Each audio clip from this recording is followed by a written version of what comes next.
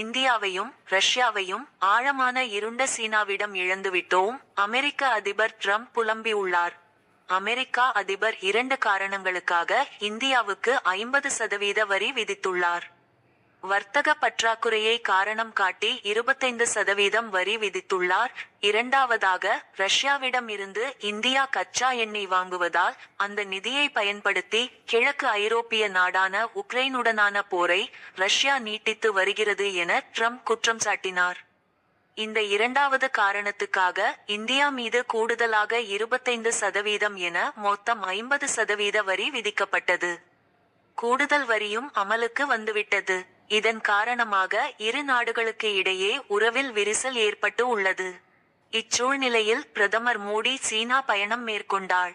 அங்கு சீன அதிபர் ஷி ஜின்பிங் மற்றும் ரஷ்ய அதிபர் புடின் ஆகியோரை நேரில் சந்தித்து தனித்தனியே பேச்சுவார்த்தை நடத்தினார்.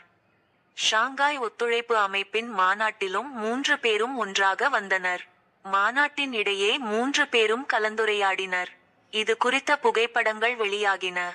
இதனை பார்த்ததும் அமெரிக்கா அமைச்சர்கள் முதல் ட்ரம்பின் ஆலோசகர் வரை பலரும் பல வகையில் புலம்பி வருகின்றனர்.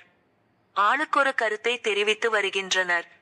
இந்நிலையில் அடுத்தபடியாக ட்ரம்ப் வெளியிட்ட பதிவு ஒன்றில் இந்தியாவையும் ரஷ்யாவையும் ஆழமான இருண்ட சீனாவிடம் இழந்துவிட்டோம் போல் இருக்கிறது.